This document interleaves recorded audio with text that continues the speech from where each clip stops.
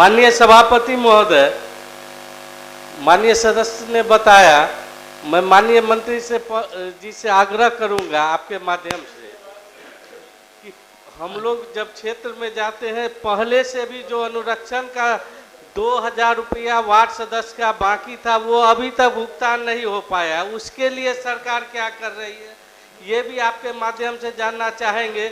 और निश्चित रूप से जब से पीएचडी को सौंपा गया है, ये जल नल में काफ़ी समस्या आ रही है। जैसे हमारे जिला समस्तीपुर से आते हैं, 20 ब्लॉक है, वहाँ मात्र 6 जे ही कार्यरत है। वहाँ कहने पर पता चलता है, जो जनप्रतिनिधि मुखिया हो, जिला पार्षद हो, फ़ोन करते हैं तो उनका फ़ोन भी नहीं उठाते, और कभी गलती से उठा भी लेते हैं तो कहते हैं कि हमारा इतना ब्लॉक में चार्ज है, हम काम नहीं कर पाते हैं। तो माननीय मंत्री महोदय से आग्रह होगा कि हर एक ब्लॉक में उसकी व्यवस्था कराया जाए, और पिछला पेमेंट निश्चित रूप से अनुरक्षण का कराया जाए, और अनुरक्षण के लिए पुनः वार्ड को ही इसके लिए ठीक अधिकार दिया जाए।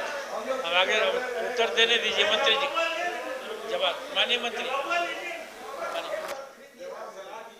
माननीय सभापति महोदय, विस्तार से हमने जवाब भी दे दिया है माननीय सदस्य को।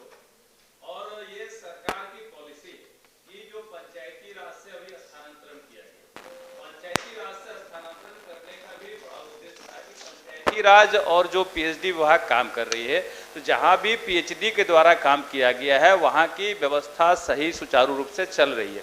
लेकिन पंचायती राज से जहां भी काम किया गया था, वो खराब हो गया, टूट गया, कई तरह की गड़बड़ियां थी।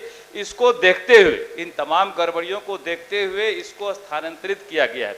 हम माननीय सदस्य के सवाल को समझ सकते हैं, और जितने भी माननीय सदस्य इस पक्ष में खड़े हो रहे हैं, मैं उनके समस्याओं का भी कारण समझ सकता हूं। मैं भी वहां से गुजर चुका हूं, इसलिए मैं बता रहा हूं। मैं समझता हूं कि आप पंचायती राज्य के पक्ष में हैं, जो हमारे सदस्य हैं, मैं भी उनके पक्ष में हूं। मैं उनसे दूर नहीं हूं, मैं उनसे बाहर नहीं हूं। लेकिन मैं साफ तौर पे कहना चाहता हूं कि जो सरकार की पॉलिसी है, शुद्ध जल, जो हर घर शुद्ध नल का जल है, उसे पहुंचाने के लिए स्थानांतरित किया गया है, और इस पर हम लोग काम कर रहे हैं। और अभी कुछ ही दिन पहले हमें स्थानांतरित किया गया है। हम पॉलिसी बनाए हैं, हम टेंडर भी कर रहे हैं। कई जगह इसका टेंडर हो चुका है, कई जगह टेंडर के प्रक्रिया में है। जैसे ही टेंडर पूरी तरह फाइनल हो जाएगा, और हम मुस्तैदी से इसे पहले दुरुस्त करेंगे, फिर इसके रखरखाव का भी व्यवस्था किया गया है। और रखरखाव संवेदक के माध्यम से होगा, उसे जो अनुमानित राशि है वो भी दी जाएगी, उसमें कहीं कोई दिक्कत नहीं है, कहीं कोई कमी नहीं है। अब ये संवेदक पर डिपेंड करता है कि वो हमें वार्ड सदस्य को रखता है या कहीं बाहर से रखता है। हमारा प्रयास ये भी है कि वार्ड सदस्य का एडजस्टमेंट हो, लेकिन अगर संवेदक वहां नहीं करता तो उसमें बहुत प्रेशर हम नहीं बना सकते हैं। लेकिन लगता है कि मिला जुला के काम चल रहा है। जहां तक भुगतान का सवाल है, तो हम जहां से भी सूचनाएं आ रही है, हम लोग भुगतान करवा रहे हैं। अगर तरुण जी का कहीं विशेष जानकारी में है कि भुगतान नहीं हुआ है, आप हमें बताएं, हम अविलंब भुगतान कराएंगे, इसमें कहीं कोई दिक्कत